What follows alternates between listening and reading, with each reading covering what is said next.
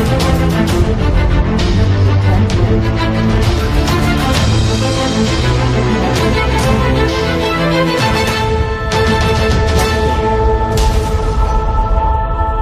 la salle du tribunal, de nombreuses personnes se bousculent pour être aux premières loges. Aujourd'hui, les gens sont venus pour assister au procès de Marie Dindart, une paysanne de 17 ans, suspectée d'être une sorcière. La jeune femme est amenée de force devant la foule. Au signal du magistrat, le garde s'approche de l'accusée. D'un geste brusque, il déchire sa robe. Pudiquement, la jeune femme retient une partie du tissu. Mais son dos jusqu'à la base de ses fesses est exhibé sans gêne aux yeux des curieux. Le juge se lève. Lentement, de manière presque théâtrale, il s'approche de l'accusé. Dans ses yeux brille une étrange lueur perverse.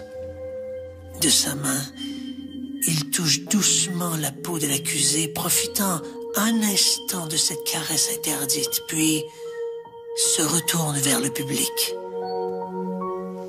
Là, regardez, la marque du diable.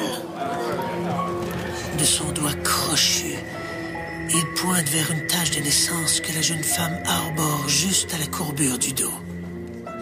Qui osera encore douter de la présence du malin en ces terres? Le magistrat se tourne promptement vers le garde. Il ne fait pas de doute que, selon lui, cette femme est une sorcière.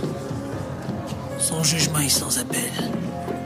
Elle devra mourir sur le bûcher.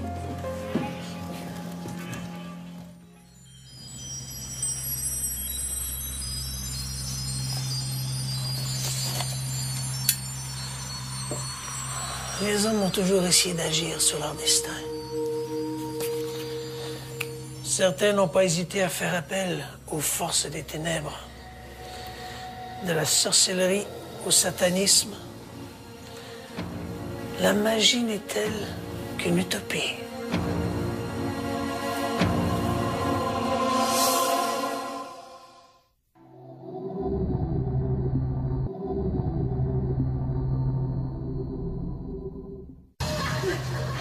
En 1692, plusieurs villageois de Salem commencent à développer des problèmes de comportement pour le moins singuliers. Certains souffrent de convulsions sporadiques et tiennent des propos sans suite, grossiers et même blasphématoires. D'autres affirment être piqués par des aiguilles invisibles. L'affaire a de quoi inquiéter, d'autant plus que la fille du révérend Samuel Parris, l'éminence grise de Salem, est au nombre des victimes. On accuse bientôt le diable d'être le responsable de ces maux. Dans la foulée, on cherche à Salem les agents du malin et, dans les mois qui suivent, au moins 141 personnes seront arrêtées pour pratique de la sorcellerie. En août 1992, une adolescente de 15 ans, Dora Siropoulou, monte en voiture avec Dimitra Marietti. Ensemble, elles roulent jusqu'à une usine désaffectée de la banlieue d'Athènes où les attendent Assimakis Katsoulas et Manos Dimitrokalis. L'adolescente n'est pas sans savoir que ces trois individus appartiennent à un petit groupe satanique qui compte une vingtaine de membres. Sur place, sous prétexte d'initier Siropoulou au culte, Katsoulas et Dimitrokalis conduisent l'adolescente dans le bâtiment abandonné. À l'intérieur, la jeune femme se laisse docilement menotter, convaincue qu'il s'agit là d'une épreuve initiatique. Hélas, il n'en est rien. Prisonnière de ses entraves, l'adolescente est battue, dévêtue, violée et sodomisée par les deux hommes. Elle est ensuite étranglée avec ses propres sous-vêtements. La jeune Dora Siropoulou est la première victime du culte. Dans les mois qui suivent, les satanistes d'Athènes vont se livrer à des actes abominables. Katsoulas, Dimitrokalis et Marietti seront arrêtés en décembre 1993. À leur procès, d'anciens membres du culte raconteront dans les moindres détails ces actes inqualifiables. Ils seront condamnés à des peines maximales de réclusion à perpétuité. Nathan Brooks a peu d'amis. Il s'habille toujours en noir et ne cache pas ses intérêts pour l'occulte et la magie noire. Il se définit lui-même comme un adepte du satanisme, une philosophie qui, dit-il, doit lui ouvrir de nouvelles perspectives. Par définition, le satanisme est le culte de Satan et c'est un concept judéo-chrétien, d'autres religions ayant différentes incarnations du mal. Pour les gens qui pensent en termes religieux, Satan est censé être le maître des ténèbres, mais certains satanistes diront que Satan est le maître de ce monde-ci. Une partie du débat concernant le satanisme est la possibilité que certaines personnes croient qu'il y a une force du bien et une force du mal, et que cette force du mal est actuellement en contrôle de notre monde. En conséquence, l'argument veut que ceux qui vouent un culte à Satan le font parce qu'ils veulent un pouvoir, un succès ici-bas. Ils veulent le pouvoir, la drogue et l'argent dans cette vie-ci. Et c'est exactement ce que souhaite Nathan Brooks. À la tombée du jour, il lui arrive de se rendre dans une maison désaffectée à la sortie de Bel Air, en Ohio, où il a aménagé un petit hôtel pour y célébrer des messes noires. On raconte qu'il se plaît à tuer et à torturer des animaux. Le 30 septembre 1995, l'adolescent juge que le moment du grand sacrifice est venu. Vers minuit, il se glisse dans la chambre de ses parents, muni d'une hache. Il frappe sa mère à la tête et abat son paternel d'une balle au visage. Il retourne ensuite au sous-sol où il prend une scie à chaîne pour trancher la tête de son père qu'il compte utiliser dans un rituel. Le lendemain, le frère Benjamin de Brooks fait la macabre découverte. Dans la chambre de Nathan, les policiers trouvent un bol dans lequel l'assassin a déposé un masque en caoutchouc. À l'intérieur du masque, les agents découvrent la tête de John Brooks. Nathan Brooks purge actuellement 2 peines consécutives de 25 ans d'emprisonnement pour ses crimes.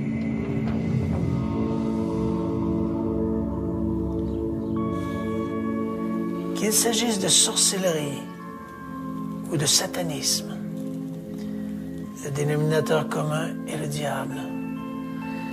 Dans les 2 cas, le maître des enfers est le levier d'une série d'actions destinées à hisser ces fanatiques au-dessus du commun des mortels. Diabolique perspective. Si le diable existe, évidemment. Il est difficile de faire un historique de la sorcellerie occidentale, en opposition par exemple à la sorcellerie africaine qui, elle, constitue un courant magico-religieux ininterrompu depuis des millénaires. L'exercice est d'autant plus difficile que la sorcellerie s'alimente d'une foule de religions païennes à travers lesquelles les adeptes croient pouvoir contrôler ou à tout le moins influencer les forces de la nature. Mais disons qu'avec l'avènement du christianisme en Europe et son triomphe sur le paganisme, la sorcellerie est redéfinie comme un commerce avec le diable. On prête aux adeptes, surtout des femmes, des pouvoirs extraordinaires. Elles peuvent jeter des sorts et des maléfices. Elles peuvent faire périr des animaux et des récoltes. Elles peuvent rendre stériles les femmes ou impuissants les hommes. Elles peuvent aussi répandre des maladies comme la peste ou provoquer des catastrophes naturelles comme des déluges ou des tremblements de terre. Pour l'Église et son tribunal ecclésiastique, qui est l'Inquisition, ces actions portent l'empreinte du diable et elles doivent être réprimées. Au 15e siècle, les autorités laïques et ecclésiastiques condamnent le crime de la sorcellerie. Pactiser avec le diable est une hérésie et, pour la toute-puissante Église catholique, l'hérésie est un crime punissable de la peine de mort. L'Inquisition en tant que telle, ce qu'il faut comprendre, c'est une réaction de l'Église sur des déviances, qu'elle nomme elle-même des déviances. Donc, on parle, par exemple, d'Inquisition cathare, d'Inquisition vaudois, et le phénomène de la chasse aux sorcières, qu'on appelle une hérésie, est aussi une Inquisition. Donc, l'Église voit des choses qu'elle juge comme parallèles à ce qu'elle fait à ce qu'elle veut imposer comme doctrine en tant que telle dans l'ensemble de la catholicité. Et elle intervient durement, évidemment, auprès de ce qu'on nomme ces hérétiques-là. Donc, pour en soi régler le problème, on parle de régler le problème, c'est-à-dire les éliminer d'une façon souvent assez drastique. En 1486, paraît sous la plume de 2 inquisiteurs dominicains le Marteau des sorcières, un code destiné à guider les inquisiteurs dans leur lutte contre la sorcellerie. Pour les auteurs du Marteau des sorcières, les principaux instruments du diable sont les femmes, tentatrices par excellence. Ces filles d'Ève portent le stigmate du péché originel. Elles sont l'incarnation du mal et ne sont destinées qu'au mal. Pourquoi l'Église, en fait, s'acharne après les femmes? Pourquoi l'Église choisit les femmes comme sorcières? C'est aussi l'implicite du phénomène de la chasse aux sorcières. Évidemment, les réponses sont théologiques. On souligne les textes théologiques, la Genèse, si vous allez lire la Genèse, où on lit, d'une façon littérale, c'est écrit que c'est la femme qui a péché, c'est la femme qui s'est donnée au diable, finalement, dans la Genèse. Et ça, ce texte-là marque l'ensemble du phénomène de la chasse aux sorcières. C'est elle qui est la plus apte, qui est la plus prompte et qui cherche finalement cette affiliation-là avec le diable. Alors que ce code inspire d'autres ouvrages du genre, la chasse aux sorcières bat son plein. Les procès se multiplient. En France et en Allemagne, les condamnés sont brûlés, alors qu'en Angleterre, on les pend haut et court. Les inquisiteurs, au nom du pouvoir ecclésiastique, se donnent tous les droits, même celui d'avoir recours à la torture.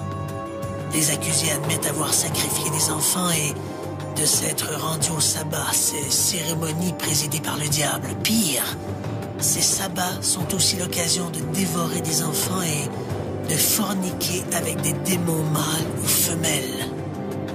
Tous les démonologues parlent d'érotisme, parlent d'une relation sensuelle avec la sorcière ou d'une relation sensuelle de la sorcière avec le diable. C'est omniprésent, ça fait partie du discours démonologique, qu'il soit ecclésiastique ou laïque.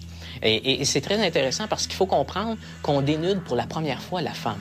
Donc, c'est une première rencontre avec le corps féminin. Et beaucoup de démonologues parlent de leur admiration souvent devant la beauté de ce corps-là. Parce qu'on ne condamne pas que des vieilles femmes. On condamne des jeunes filles de 15, 16, 17, 18, 19 ans. Et par exemple, le démonologue Pierre Delangle est rempli d'admiration devant la beauté du corps féminin et relate quelques poèmes est très, très érotique dans son traité de démonologie, comme les auteurs du Marteau des sorcières, qui sont 2 clercs en tant que tels, parlent d'érotisme constamment. Et on reproche aux femmes d'être trop érotiques aussi, et d'aller au sabbat, justement, parce que leur mari n'est pas capable de les combler. Donc, seul le diable peut faire en sorte qu'elles soient comblées au niveau érotique et au niveau sexuel. Donc, c'est le sous-jacent le plus marquant du phénomène de la chasse aux sorcières. À la fin du Moyen Âge, les procès pour sorcellerie presque essentiellement ecclésiastiques passent aux mains du pouvoir séculier. Si l'Europe est toujours ébranlée par des épidémies et des famines, c'est que le diable y a toujours ses assises. Donc, c'est l'Église qui a été incapable d'enrayer la sorcellerie. Place au pouvoir laïque. Et au 16e, 17e siècle, là, on voit une pandémie, une peur du diable qui marque vraiment le début de la modernité, quand on parle du 7e siècle, qui marque le début de l'humanisme aussi, vraiment une peur du diable qui se répand comme une traînée de poudre. On ne comprend pas ce qui se passe au niveau social, on se sent menacé, il y a une peur de la fin du monde.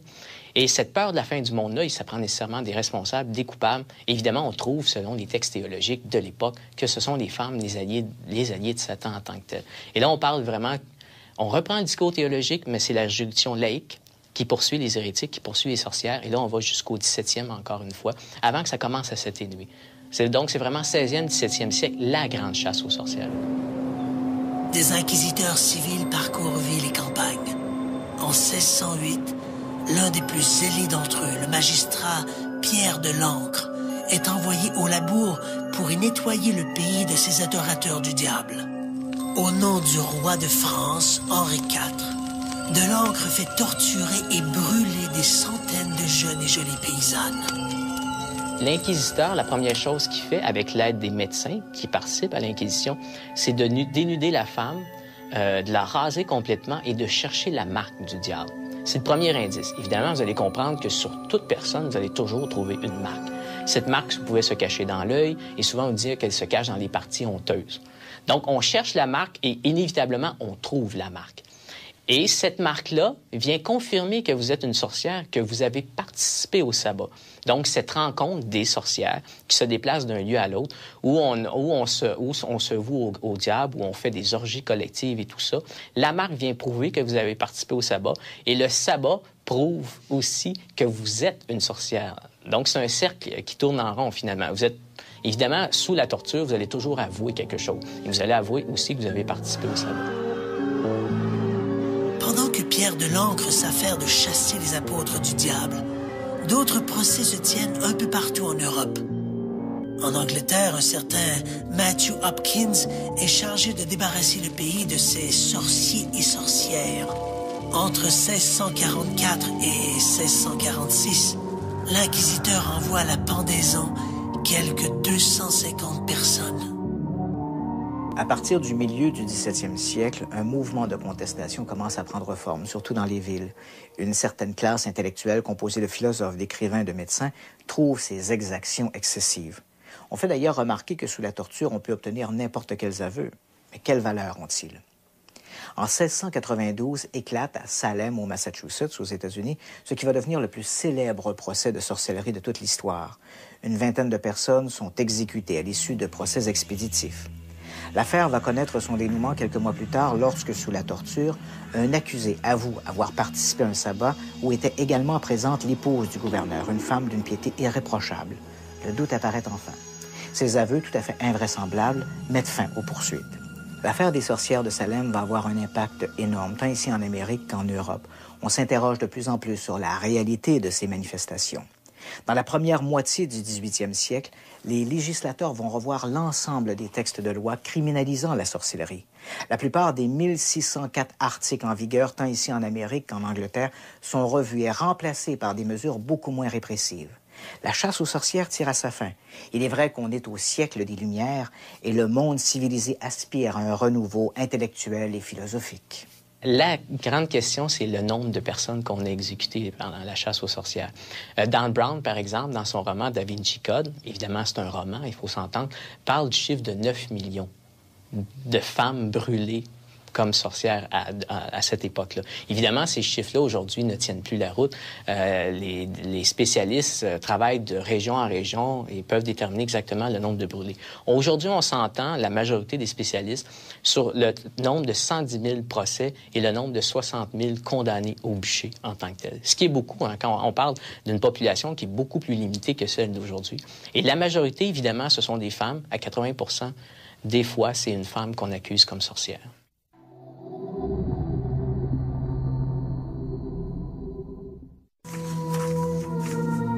Si la fin des procès pour sorcellerie met de l'ordre dans cette incroyable folie collective, elle n'en élimine pas pour autant la présence du diable.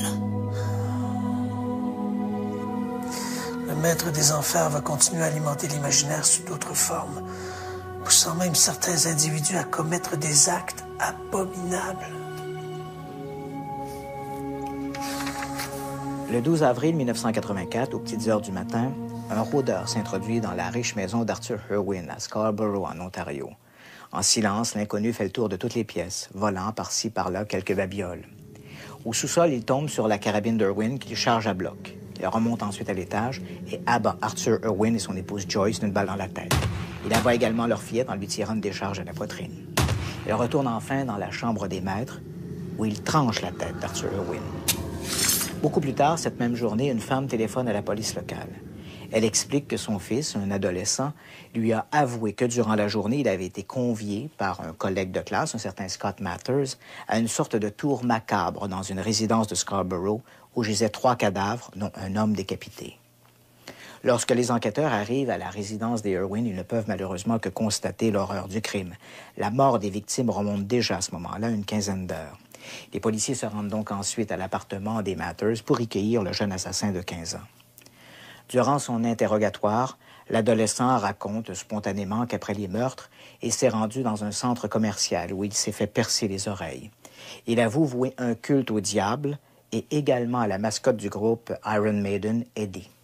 Il dit lire la Bible satanique d'Anton LaVey et à une occasion, il se serait lui-même gravé un pentacle sur l'abdomen. Il explique qu'il ne connaissait pas ses victimes et n'avait apparemment pas l'intention de les tuer. Mais ce n'est qu'une fois dans la résidence des Irwin qu'il a eu peur de se retrouver dans le pétrin.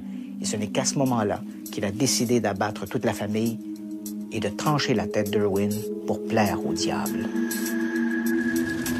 Dans les campagnes contre les sorcières, il est certain que les crimes commis au nom du diable tenaient plus de l'imaginaire que de la réalité. Mais dans l'affaire de Scott Mathers, on ne parle plus d'imaginaire. Les crimes sont malheureusement bien réels et s'inscrivent dans une catégorie à part, les crimes sataniques. Au Moyen Âge et à la Renaissance, ces crimes étaient tout à fait rarissimes. Le 20e siècle a changé tout cela. Le 6 juillet 2001, en Allemagne, Frank Ackert se présente au domicile de Daniel Ruda, un collègue de travail.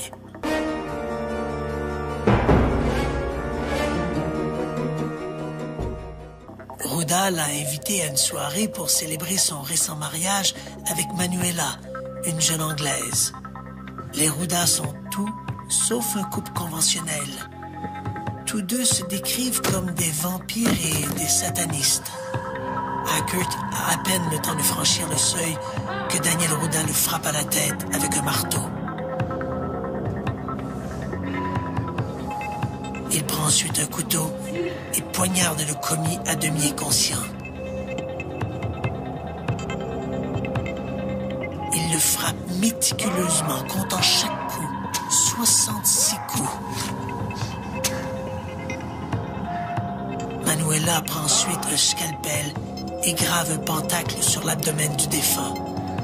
Les assassins boivent aussi le sang de la victime et font l'amour à moins d'1 mètre du cadavre. Quelques jours plus tard, les autorités ouest-allemandes investissent l'appartement des Ruda. Le couple maudit a quitté les lieux depuis peu. Les policiers trouvent des crânes humains et des scalpels. Dans une chambre du fond, les agents tombent sur le cadavre en partie décomposé de Frank Ackert, un scalpel toujours planté dans l'abdomen. Les Ruda seront arrêtés quelques jours plus tard.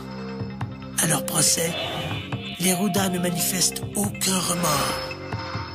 Le 31 janvier 2002, Daniel et Manuela Ruda sont condamnés respectivement à 15 et 13 ans d'emprisonnement sans possibilité de libération conditionnelle.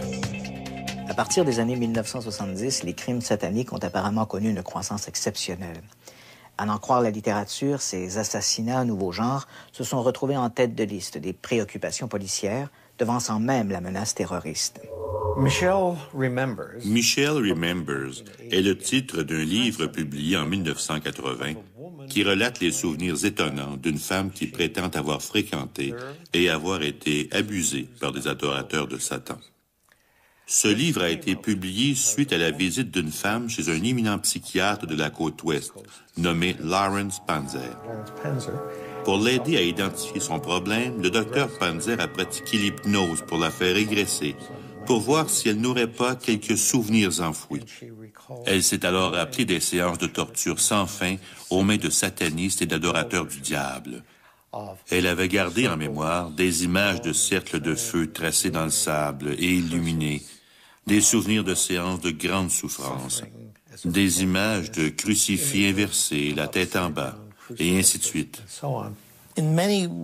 À sa manière, cette histoire est à la base de la plupart des cas de panique satanique des temps modernes. Subséquemment, le psychiatre a épousé sa cliente et plusieurs ont éprouvé des doutes. Des chercheurs indépendants ont enquêté sur divers aspects de l'histoire racontée par Michel et qui apparaissent dans son livre. Ils ont conclu que ces événements ne pouvaient pas s'être produits, que le récit était tout simplement inexact. Au lendemain de la publication du livre Michel Remembers, l'existence de ces groupes sataniques et leurs macabres rituels sont hissés au rang de menaces secrètes. Les rumeurs sont colportées comme des vérités. Selon certains groupes religieux fondamentalistes, les adorateurs du diable sont partout, infiltrant les écoles, les centres d'enfance, les grandes multinationales et même les agences gouvernementales. Au cours des années 1980 et 90, il y a eu de très nombreuses allégations, surtout dans notre monde occidental, Australie, Nouvelle-Zélande, Canada, États-Unis, Grande-Bretagne, Irlande, à l'effet que des meurtres rituels étaient perpétrés au nom de Satan. D'après les rumeurs, ces crimes impliquaient des pratiques horribles, cannibalisme, torture d'enfants, agression sexuelle, ondinisme, sacrifice d'animaux et ainsi de suite. Dans certains pays, on a enquêté sérieusement sur ces crimes. En 1989, pour connaître l'ampleur et la réalité de ces soi-disant crimes sataniques, le FBI demande à l'un de ses enquêteurs spécialisés dans les affaires d'abus sur les enfants de faire toute la lumière sur ces rumeurs.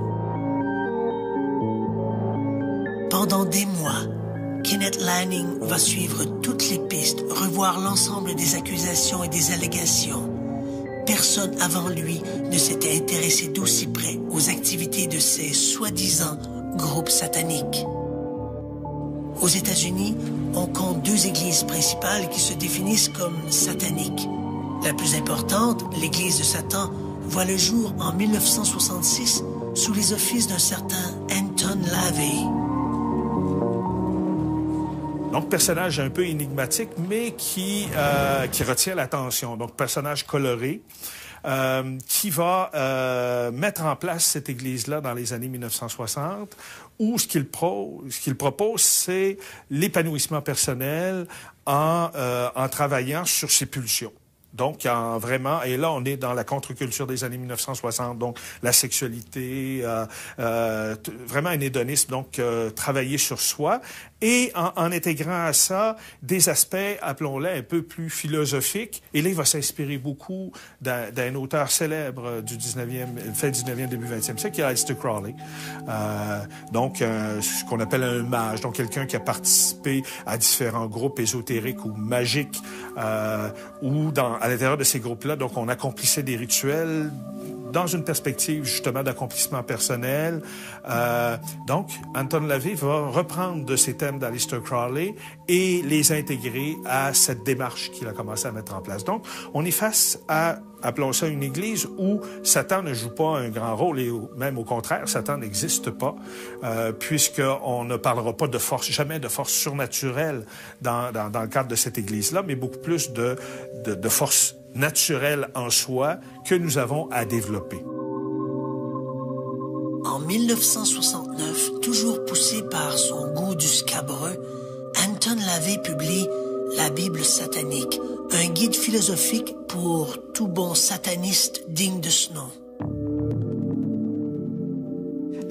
Il a publié une Bible satanique, de toute évidence destinée aux adolescents, un petit livre de poche mince très largement distribué dans les librairies. Le livre a beaucoup circulé auprès des adolescents qui se sentaient rejetés par la société et qui ne se sentaient pas vraiment l'envie de s'y intégrer. Cette Bible mettait l'accent sur ce que l'on pourrait qualifier d'individualisme extrême, une sorte d'égocentrisme.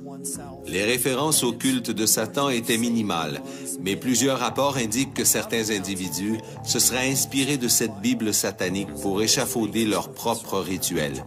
Et Anton LaVey pratiquait ses rituels devant une femme nue sur un autel.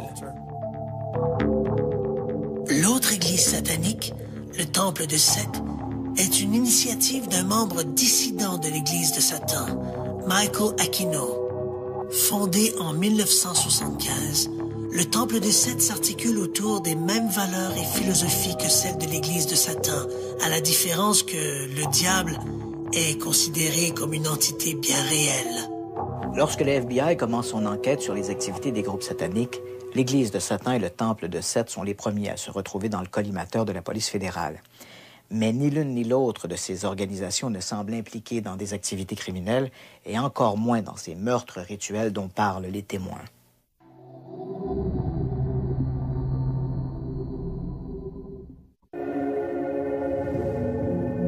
En janvier 1992, Kenneth Lanning publie son rapport. Le document est dévastateur pour les fondamentalistes. La menace satanique y est décrite comme une tempête dans un verre d'eau. Lanning explique n'avoir trouvé aucune preuve sur l'existence des groupes sataniques organisés d'importance ou sur ces soi-disant meurtres d'enfants. Dans plusieurs de ces cas, l'important n'est pas simplement l'absence d'indices, c'est l'absence d'indices alors qu'il aurait dû y avoir des indices. Parce que dans plusieurs de ces cas, les gens prétendent qu'il y a eu des meurtres multiples, du sang, des fluides corporels, des enfants torturés, des photographies. Enfin, toute une série de trucs dont il n'est pas si facile de se débarrasser. La plupart des gens ne se rendent pas compte à quel point il est difficile de se débarrasser d'un cadavre. Adolf Hitler n'a eu aucun problème à assassiner 6 millions de personnes. Son vrai problème consistait à se débarrasser de tous ses corps.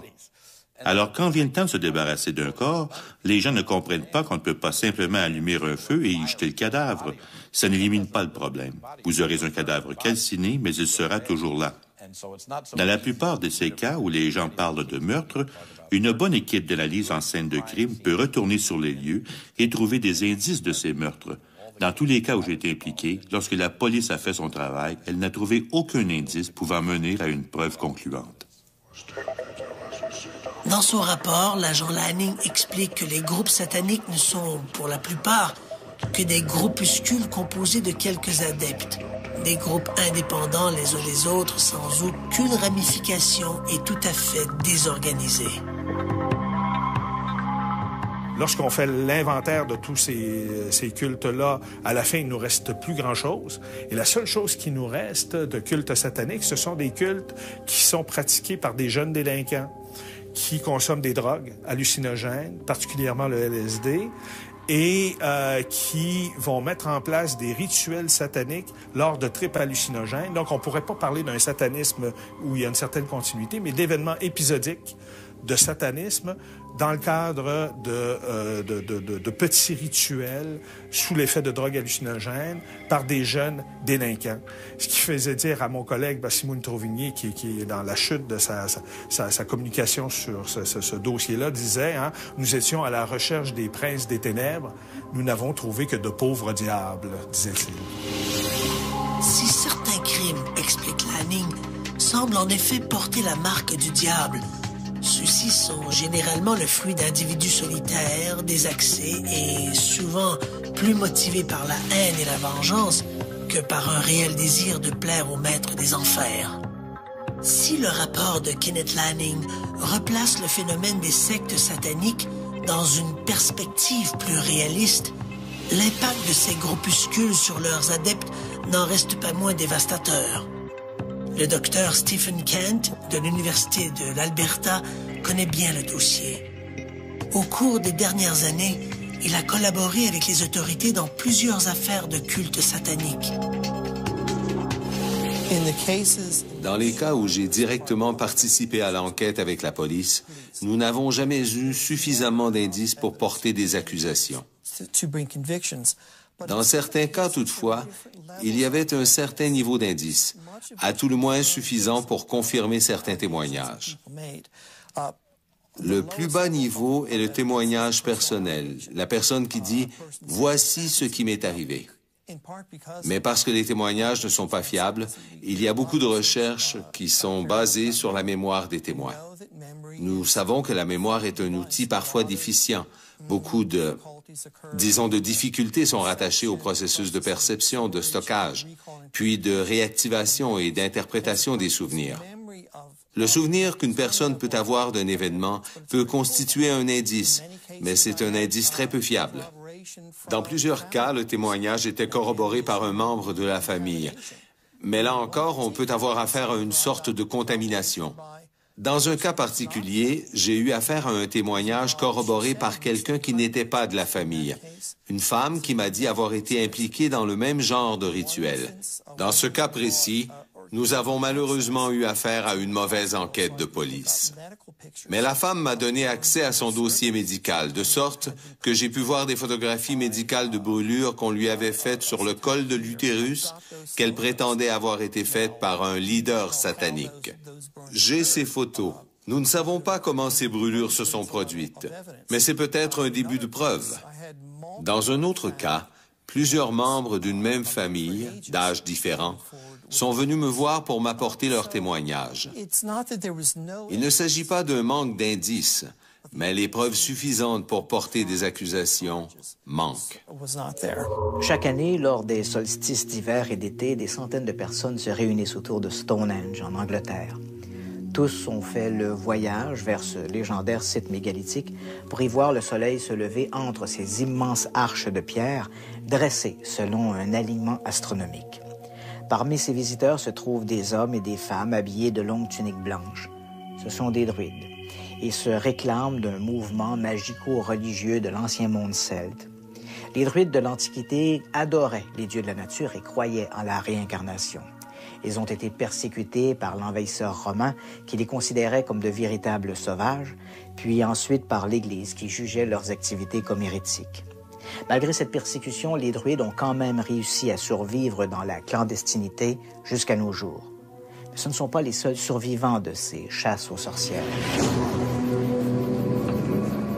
À Salem, théâtre du plus célèbre procès de sorcellerie de l'histoire, une poignée d'hommes et de femmes arborant un pentacle se réunissent également lors d'événements sporadiques. Solstice, équinoxe, phase lunaire, etc. Dans un champ un peu en retrait de la ville, ils participent à des réjouissances et à des danses rituelles. Leur maître de cérémonie n'est nul autre que Laurie Cabot, la sorcière officielle de Salem. C'est en 1977 que cette dernière a reçu son titre des mains du gouverneur de l'époque, Michael Dukakis. Cabot affirme posséder certaines habiletés psy et une mémoire génétique qui la relierait à des sorcières de l'Antiquité. Laurie Cabot et ses adeptes pratiquent un culte lié à la Terre et à ses énergies. On rend hommage à la nature et à ses dimensions spirituelles et ésotériques. On ne pactise plus avec le diable et on ne jette plus de mauvais sorts. Des chapitres de sorcières comme celui fondé par Laurie Cabot existent partout à travers le monde occidental. Les adeptes se comptent par milliers. Certains groupes se réclament des druides, d'autres des sorcières du Moyen-Âge ou des déesses de la Grèce antique. Mais tous ont en commun cette célébration de la Terre.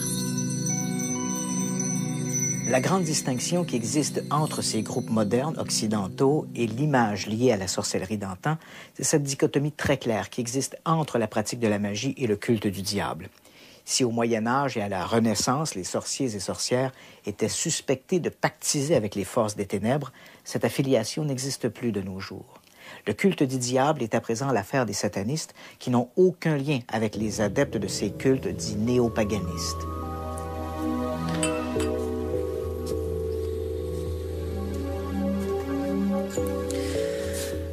La sortie de films comme Harry Potter ou Le Seigneur des Anneaux ont ravivé un certain intérêt pour la sorcellerie et la magie. De toute évidence, pour les amateurs, la fiction et la réalité sont deux choses tout à fait différentes. La sorcellerie d'aujourd'hui n'a rien à voir avec la sorcellerie du Moyen-Âge ou celle entretenue par le cinéma. Dans le langage des experts, on préfère parler de paganisme ou de néopaganisme plutôt que de sorcellerie. Incidemment, ces sorcières et sorciers contemporains ne parlent plus de sorcellerie, un terme beaucoup trop stigmatisé par l'histoire, mais de Wicca, un vieux terme anglais. Les adeptes eux-mêmes préfèrent se redéfinir comme des Wiccans plutôt que comme des sorciers et sorcières. Le Wicca, d'après ce que nous comprenons, s'inspire des religions pré-chrétiennes des îles britanniques. C'est un culte polythéiste avec de nombreux dieux et déesses plutôt qu'un seul dieu avec un D majuscule et qui porte le numéro 1. Et on comprend qu'il y a une révérence pour la nature, pas nécessairement une adoration. Dans certains cas, oui, parfois non.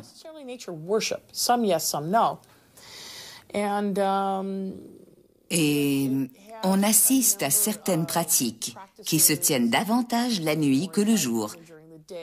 Il n'y a pas de bâtiment unique, comme on peut aller à l'église ou à la mosquée. C'est pré-chrétien et c'est devenu très, très populaire. C'est une famille de religions, une croyance qui croît très rapidement au Canada, aux États-Unis et en Europe. La Wicca, c'est aussi tout ce folklore des potions magiques et des filtres d'amour. Uniquement ces dernières années, on a vu se multiplier une quantité incroyable de livres et de guides de magie blanche. Toutes ces publications nous offrent une foule de recettes pour séduire l'être aimé, pour chasser les indésirables ou même pour favoriser la chance. Il est à peu près impossible de retracer les origines du mouvement moderne de la Wicca. Néanmoins, lorsque l'on essaie de remonter aux origines de la Wicca, un nom s'impose rapidement comme le géniteur de la sorcellerie moderne, Gerald B. Gardner. Gerald B. Gardner est loin de faire l'unanimité. Plusieurs critiques le voient comme un opportuniste, un peu escroc. L'importance qu'il accordait à la nudité dans ses rituels lui ont valu des attaques virulentes de la part de ses adversaires. D'autres, au contraire, loin de s'en offusquer, l'ont hissé au rang du plus grand des sorciers modernes. Quoi qu'il en soit, il est certain que sans cet excentrique passionné de magie et de sorcellerie, la Wicca n'aurait pas connu un tel essor. Ce qui, à l'époque de Gardner, n'était qu'un phénomène marginal est aujourd'hui un mouvement important comptant des milliers d'adeptes. Uniquement au Québec, on estime à plus de 2000 le nombre de Wiccans. Magie, sorcellerie et satanisme, trois mots qui, a priori, ne servent qu'à définir cette volonté humaine de pouvoir contrôler des forces obscures pour s'assurer d'une ascendance sur l'autre et sur son propre destin. Un mélange de superstition et de religion. Mais historiquement parlant, le point d'ancrage de ces doctrines est beaucoup moins surnaturel. Il se réduit à un seul mot, la peur. La peur que les femmes et les marginaux ont toujours suscité auprès des pouvoirs établis, qu'ils soient ecclésiastiques ou séculiers. La peur de l'autre, la peur de l'inconnu. Au Moyen Âge, devant la montée des sociétés matriarcales, l'Église s'est senti le besoin de réagir. Il y avait péril en la demeure. La peur du diable était authentique, mais la peur que suscitaient les femmes était malheureusement beaucoup plus présente. Aujourd'hui, la chasse aux sorcières est-elle vraiment chose du passé? Lorsque les femmes doivent se voiler pour ne pas devenir, malgré elles, un objet de tentation, n'est-ce pas un peu l'antichambre de ces bûchers du Moyen-Âge? Quand on pratique l'excision sur des fillettes pour mieux contrôler leur sexualité, n'est-on pas en train de se substituer à tous ces pierres de l'encre de la Renaissance? On oublie encore trop souvent que l'un des plus grands génocides de l'histoire a eu pour victime les femmes. Uniquement durant les chasses aux sorcières de la Renaissance, près de 100 000 d'entre elles ont été envoyées au bûcher. Depuis des siècles, le monde chrétien a fait des femmes des citoyennes de deuxième zone, les persona non grata, d'un pouvoir que l'on souhaitait exclusivement masculin. Aujourd'hui, des mouvements comme la Wicca leur redonnent cette place qui leur revient dans l'évolution spirituelle de l'humanité. Mais c'est encore si peu. L'Église a fait du diable son ennemi public numéro 1. La société, les désaxés, les terroristes l'ont utilisé pour justifier leurs actions. Mais le diable n'est peut-être qu'un vulgaire usurpateur. Une façade derrière laquelle se cache son ultime rival, l'homme.